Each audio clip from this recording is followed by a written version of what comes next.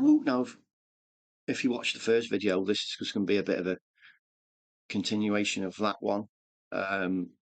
So I talked about um, the physical and mental abuse I received as a child at the hands of my stepfather.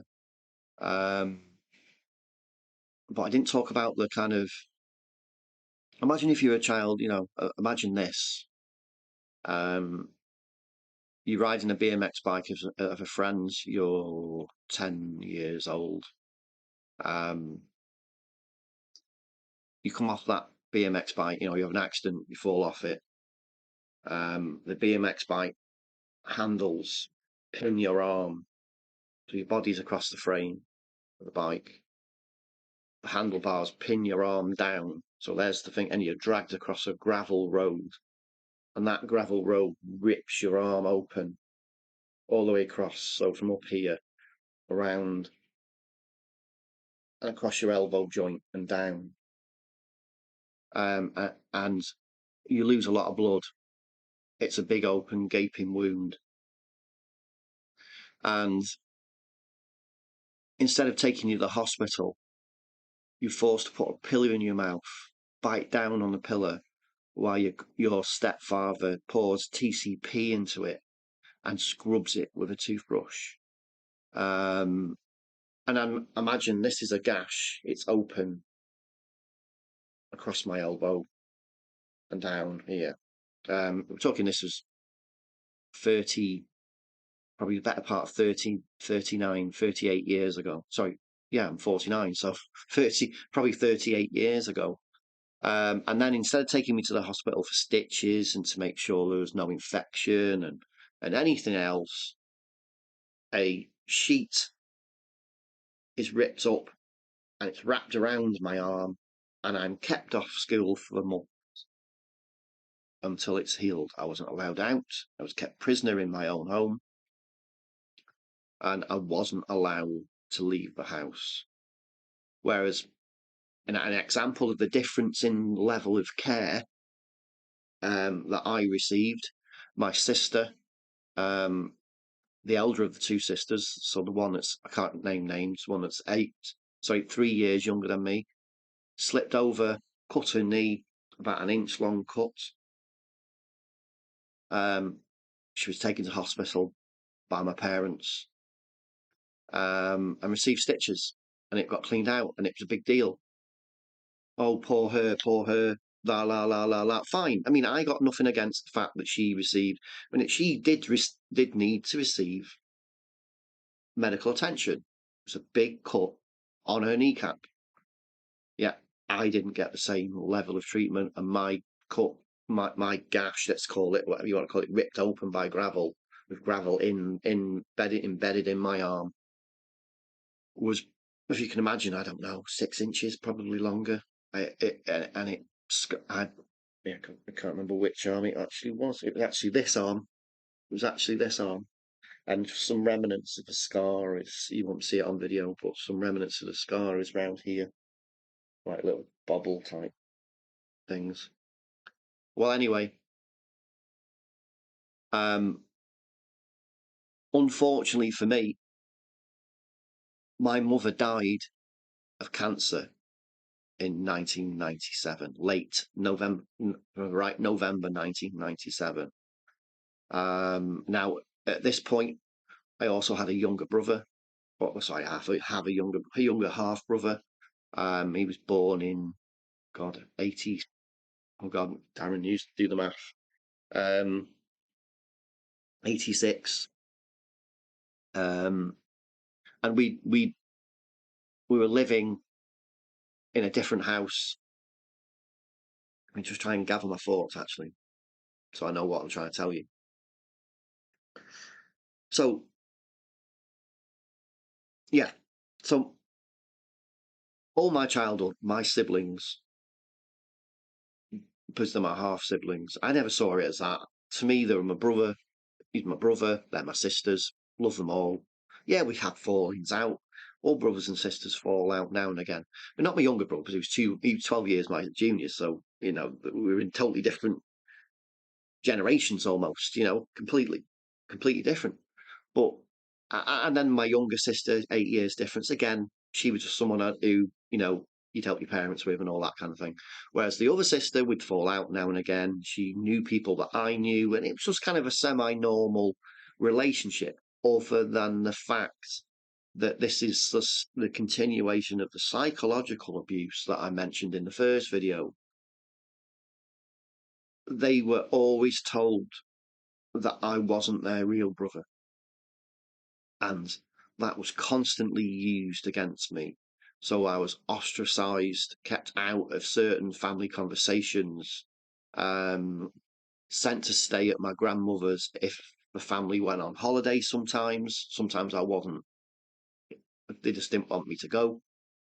But for me, that "you're not your brother" was always "you're not our brother" was always the hard hitting thing that I couldn't really cope with. Um, and so I just wanted to get away as as often as I could be out of that household situation. I was out of it, and obviously as a young child, you don't really kind of realize. And as a teenager, you realize a little bit more that you're talking to your friends, you realize that their family lives aren't the same. They're getting new clothes. They're not having to go to kind of like jumble sales and steal shoes for themselves. Um, and if you're not sure what a jumble sale is imagine you've got lots of old clothes you don't wear anymore in a wardrobe somewhere, and shoes and whatever. You donate them to something, a church fete or whatever, and they have a night where they put it all on a table, on tables, and they're all jumbled up. And people go and they say, "I'll give you 5p for this. I'll give you 10 pence for that," and that kind of thing. That was a jumble sale. And as a child with no shoes, or imagine my shoes, the bottoms were separated from the top, so they'd flap when I was walking. And if you can imagine what children are like, children can be very cruel to each other. And while I was getting abused at home, I was getting abused at school, being called things like a tramp. And it was all psychological. It was a psychological nightmare for me as a child. So I would resort to going to jumble sales, and if I could pinch a pair of shoes, even if they were too small, 2 sizes too small for me, I'd take them and I'd try and soak newspaper in them, try and expand them, and it never worked. My feet were always crunched up inside, but I would rather have had that than have the ridicule from people at school. Um, so we can, so that kind of abuse, the physical, as I've mentioned before, and the mental, so the psychological, the terrifying me, the pinning me to the floor, the beatings, the handcuffing me, the locking me in the dark, the um, what's the word for it? The dehumanizing me by locking me outside cold, naked, or pinning me against the wall and throwing cold water over me. Those kind of things continued. Those kind of things continued. Um, and so did the feeling of being ostracized as well. And there came a time between the ages of, so we're talking late, maybe early senior school, late junior. So back then, I mean, the school system in the UK, in England, I should say, has slightly changed over the years. So fourth year juniors, I don't know what it's called now, but fourth year juniors, I was 10 or 11, and was the final year that before you went to senior school, big school, we used to call it. And I think the beatings must have been pretty bad. Because that time's a bit of a blur to me, really. So I was playing in the school football team. I was borrowing people's football boots to be able to play in it. Um, and my mum would take me to my nan's, and I'd stay there for weeks at a time.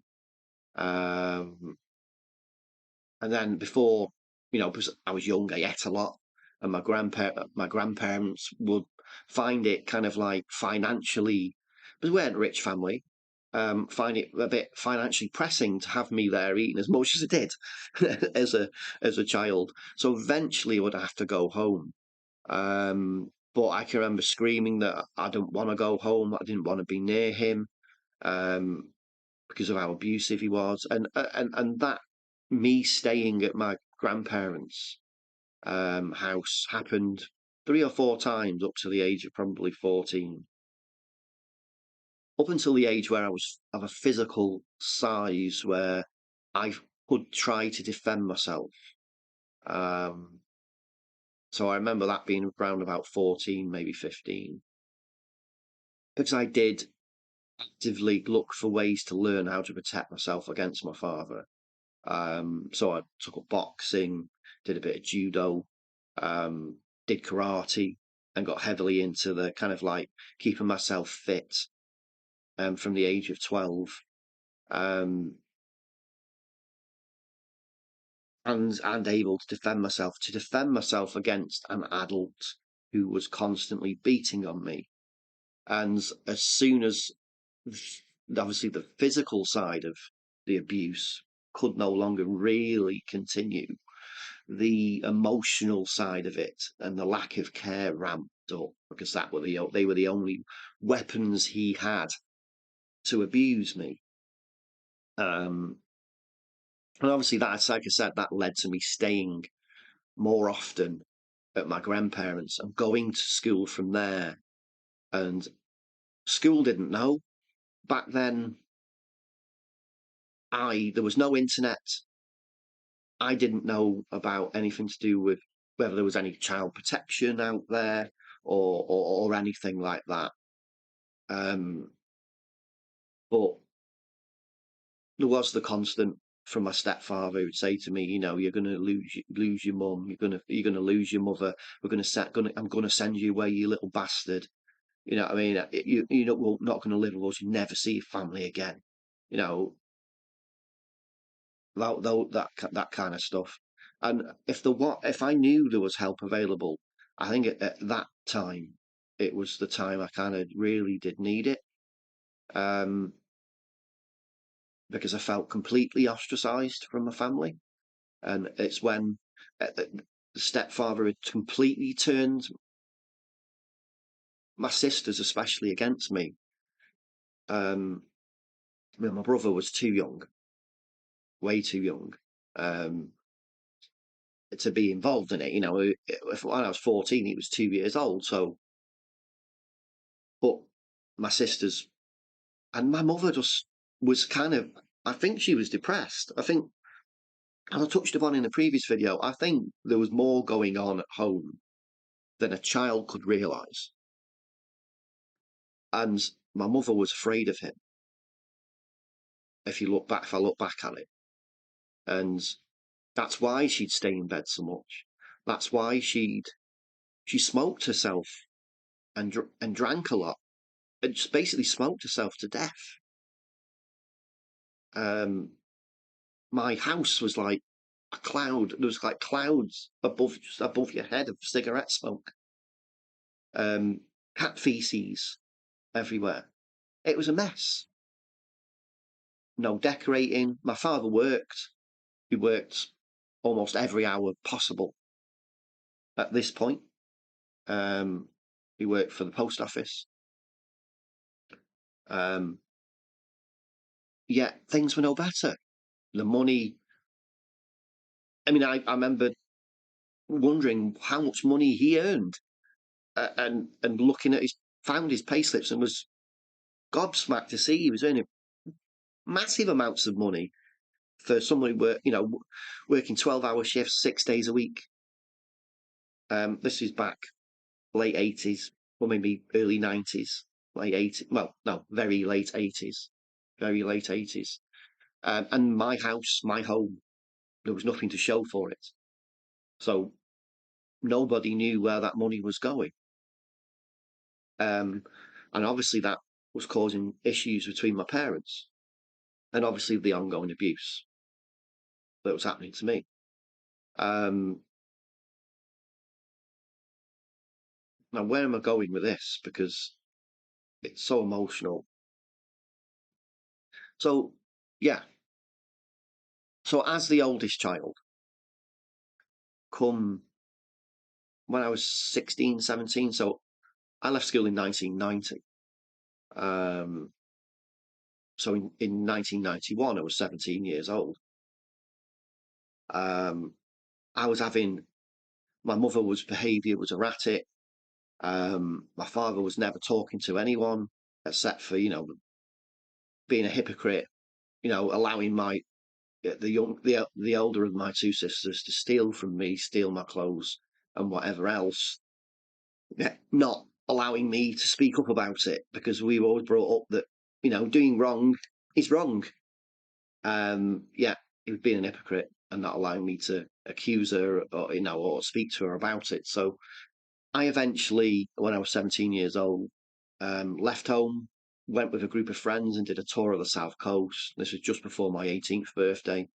On my return, I left home straight away, moved into a house with a few friends. And the moment I left home, that's it. I was no longer really welcome. I'd have to ask to go. Um, and it was only when it was appropriate. So I'm a Manchester United fan. So now and again, I'd be able to go home because my parents had Sky Sports, as it was back then. And I'd go and watch on a Sunday, now and again, a football match. But I was kept at arm's length. I didn't know what was going on with the family. There was no conversation with me about anything. I'd come, I'd watch football, I'd leave. And that felt being ostracized in that manner was kind of soul destroying because I didn't have an attachment with anyone else. Yes, I had my grandparents, but my grandparents didn't want to talk about those kinds of things. When I was young, when I was a child, when I was very young, yes, it was because there was that battle going on between my grandmother and my stepfather. But that obviously subsided over the years, and the grandparents just wanted an easy life and not have any of that kind of issues going on. So I couldn't talk to them. I was completely ostracized in that sense. I couldn't speak to anyone on an emotional level. Um, I moved back home. I left home when I was 18. I moved back when I was 20. I stayed for about 6 months. Nothing had improved. My mother was staying in bed much longer. Um, one of my younger sister, the older of the two, was using drugs, was out all the time, sleeping with different fellas and um, running rampage, uh, having sex upstairs in the house where you could hear her with whoever the partner was at the time. Um, my younger sister was obviously traumatized by it because they shared rooms and um, she must have seen it. It was loud, so loud you could turn the TV up as loud as it could go, and you couldn't hear it. You couldn't hear, you couldn't block out what was going on above your head. It was absolutely disgraceful. Well, I didn't stay long. I eventually, after a few months, moved in with my girlfriend, who's now my wife. I moved into her parents' house, um, and the ostracization continued. I wasn't there, so I wasn't party to anything going on family-wise. Never invited to family events. Never told what was going on with anyone at my siblings at school. If I had to knock on the door, if I went around, was asked what do you want. Like I remember saying sometimes, I'm just because I don't live here anymore. It doesn't mean I'm not a family member. I still, you know, I wanted. This is the psychological side now I'm talking about of the abuse. I and I don't know what it's called because I've not had it. I've never been able to speak to a psychologist. Is this a little bit like if you've been kidnapped and you're kept for a long time by your kidnapper, and you eventually grow an affinity for your kidnapper, an affection for your kidnapper. I had an affection for my stepfather. I wanted to be close to him. And even though he'd done the things he'd done, and I must admit, a lot of the things that went on as a child, I thought somehow in deep in my mind, thought they were normal, or must have thought they were normal. I just don't understand that side of it. Um, well, anyway, my first child was born in 1995. I was 21 years old. Um, again, my stepfather had never had anything to do with my children. That ostracization and the kind of strangeness of my relationship with my siblings, because at that time it would be my sibling, and it went on for a long time actually, for the whole of my relationship with my siblings. It would be with me when they're with me, actually with me, one on one, normal people, talk to me, be fine with me, and so on. When they're around my stepfather and I'm present, I was blanked as if I'm not there, or anything that I say is not worthy of being listened to. Um, Also, if they're on, like I mentioned, whether they're on their own with me, the relationship was normal. So both my sisters, if they were together, it's normal. Same with my brother. But if they, as a group, were together, the same thing. And my stepfather didn't have to be present. It was they were programmed to ostracize me and treat me differently, because they were brought up to see me as not part of their family group. And I felt it. I constantly felt it. And for whatever psychological reason, it hurt, but I would push it deep down and hold it there, and instead try to be the best brother that I could be. And being the best brother meant I had to make some decisions, because my mother died in 1997. She had lung cancer. The lung cancer went to her brain. It was too late. She died. Um, Little did we know that at that time my father was having an affair with a woman who he's actually with now and married to. Um, Not long after, well, I don't know the actual time frame, but within months of my mother dying, my stepfather moved out of the family home that they lived in together and moved in with his girlfriend, for lack of a better word, um, leaving the older of the two sisters to look after the younger sister and the even younger brother. Now, we're talking, this is possibly around the year 2000, possibly. So the elder of the two sisters would have been at 23, maybe 22. And the see my time, it may have been 99. I'm not sure, because I was ostracized from this. I wasn't kept in the loop.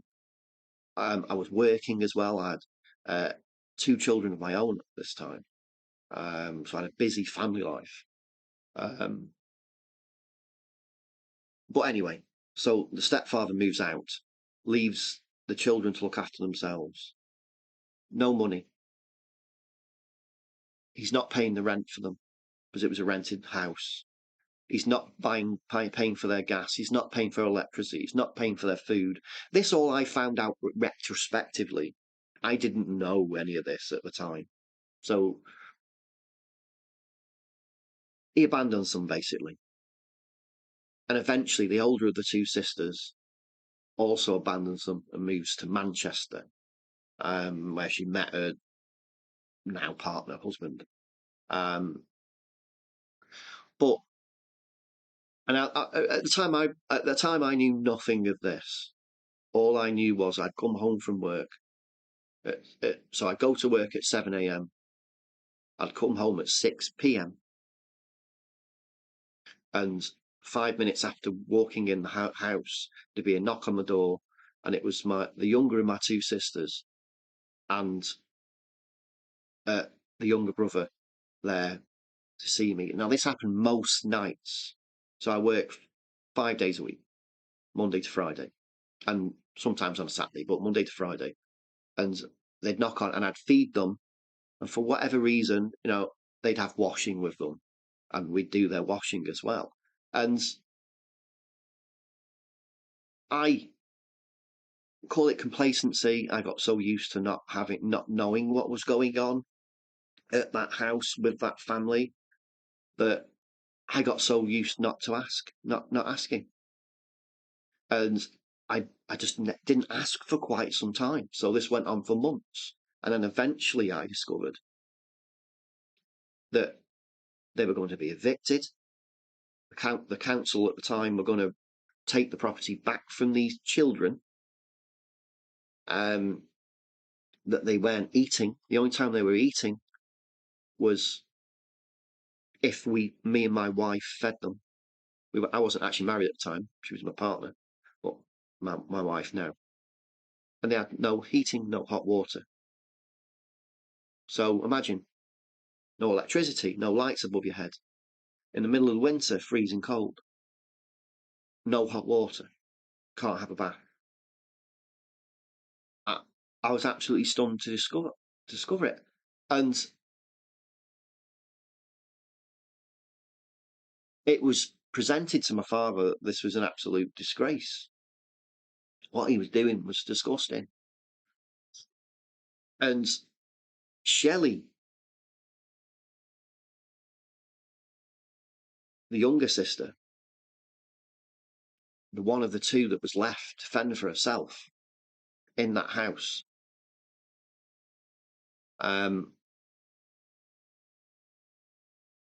went to live eventually with her father and his partner and her two sons and daughter. And for whatever reasons, that didn't work out very well. But Lee, my brother, he was sent to live with strangers initially in Manchester. I had no control over that. At the time, he had issues, personal issues from obviously being feeling abandoned. He was mixing with the wrong group of people, and I just felt that having such an unstable, this is one of the hardest decisions of my life, having such an unstable person at that time, and the things he was doing, and the times he would have come into the house, stay with me, would have been bad for my 1-year-old and 4-year-old. It wouldn't have been a good influence on him. So I had to extremely reluctantly make one of the worst, if not horriblest decisions I've made in my life, which was I couldn't put him up. And my stepfather moved him in with complete. I don't know how the stepfather knew these people in Manchester, but they were complete strangers to my brother. So for a while he moved there. And my younger sister, obviously, she moved in with my stepfather and his new partner, or his partner, not new, they've been seeing each other for a while, since before my mother's death, like I said, and her children, but it didn't work out. The children didn't get along. And I remember I got a phone call one day from my stepfather,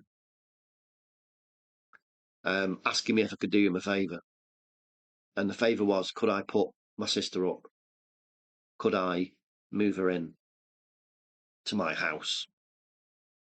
And that was probably we're probably talking around 2003, 2004. I remember there was I think she probably moved in before that huge tsunami hit in, was it Christmas 2003 into 2004? There was a massive tsunami that around there was a massive tsunami that kind of over that Christmas period, New Year period, and she'd moved in with me and my family a few months before maybe, and she stayed all the way until about 2007. Um, yeah, it's like 2.5 years, maybe 3 years. Um, but again, like when she stayed at my stepfather's, there was some odd behaviour and some behaviour which almost drove a massive rift between me and my wife, me wanting to protect my sister and my wife not being able to put up with the types of behaviour that she was seeing my sister perpetrate towards my children, and especially my youngest son, which I'll talk about in the next video.